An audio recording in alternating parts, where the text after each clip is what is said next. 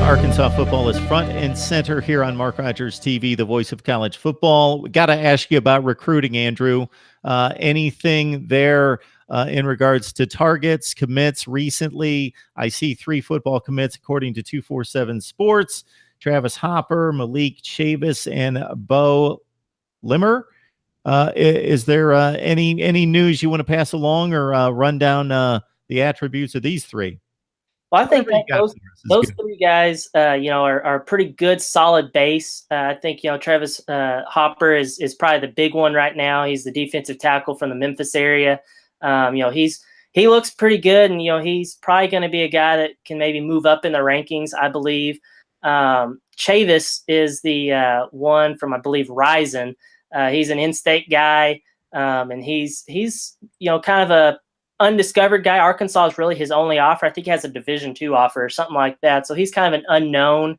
I think he's a true athlete. I'm interested. I haven't had a chance to watch him much, so I hope to see him play. But he's part of an incredible in-state class Arkansas has in 2019. Usually when you think of states that produce a lot of talent, you think of Texas, you think of California, Florida, Louisiana. Arkansas really doesn't produce a whole lot, but if you look at the recruits Arkansas has in the state for 2019, there's a couple of legitimate guys that I think are right now 4 stars, but could be 5 stars in Hudson Henry, the younger brother of Hunter Henry, the Mackey Award winner from a couple of years ago. He's a tight end, just like his brother. Arkansas really wants him. He's the only tight end Arkansas has offered. Treylon Burks is a wide receiver from Warren. Warren is the same school that gave Arkansas Greg Childs, not Joe Adams, but Jarius Wright, and a few other guys, have produced a ton of good wide receivers. Treylon Burks is the next one coming up. They've got some offensive linemen from in the state, and Stacey Wilkins, Darius Thomas, 2 legitimate 4-star guys. So it's a loaded class in the state of Arkansas that Arkansas traditionally doesn't get, that Chad Morris can hopefully channel and get most of those guys. And, that would set the groundwork for a really good, maybe potentially a top 20 class for Arkansas, which really rarely happens. I think it's only happened once before in the recruiting rankings era. So that would be huge if they can tap into the in-state talent and get those guys up to Fayetteville. All right, Arkansas fans, this is what we've got for you. And if you just love college football and you're checking out the Arkansas video here, this is for you as well. So we talked about this before we started to record, Andrew and I, just in the coming months when we get some time, best win of all time for your program. So whether it's Arkansas or somebody else, just be thinking best win. Or if you're like a geek like me and you got to make a top 10 list, do it. Whatever it is, best win, whether that's all time, if you want to go back into the 20s and 30s, whatever you want to do, or if you want to just stay in the present and maybe since you've been a fan the last 10, 20, 30 years, whatever. Most excruciating loss. And again, if you want to go top 3 or 5, whatever it is, just that gut-wrenching loss that still stings. And then if you look at the players all time, who's your favorite? Who's the best in program history?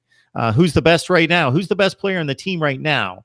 And most people are going to gravitate to quarterbacks and wide receivers and running backs because they put up stats. But most likely, that's not the best player on your team. Who is the best player on your team?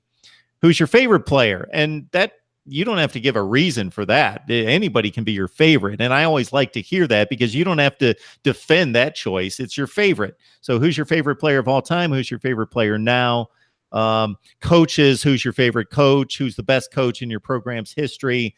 And then what would you change about college football on the fronts for your team, for your program? What would you change what's going on right now?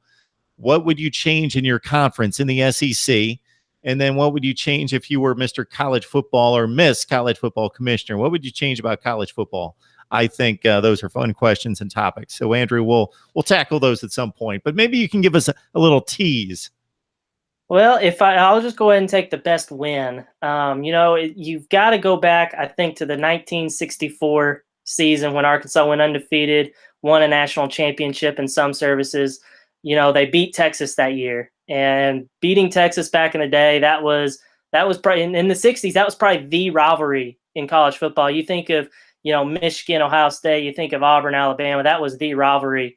and Arkansas managed to come away with that victory. I've actually talked to a couple of members of the 1964 team, and they actually told me that when they flew back, because I believe that game was in Austin, when they flew back home after that game, there were so many people. They were worried they weren't going to be able to land at the airport because there were so many people there waiting to cheer on them, to welcome them back home. So I think that was a huge victory, and it helped them win their only national championship. So that's kind of what I would think. Obviously, I'll be able to give you probably a top 10 list because I'm a nerd just like you, and I can give you a lot more. I could probably give you the best 10 from each decade. But that game probably comes to memory right off the top of my head. All right. Good stuff from Andrew Hutchinson. Please join him on Hogs 247 Sports. Of course, 247 Sports is the standard. So please check him out right there. Andrew, we appreciate you stopping by, getting us set up with spring practice. Yeah, appreciate you having me on.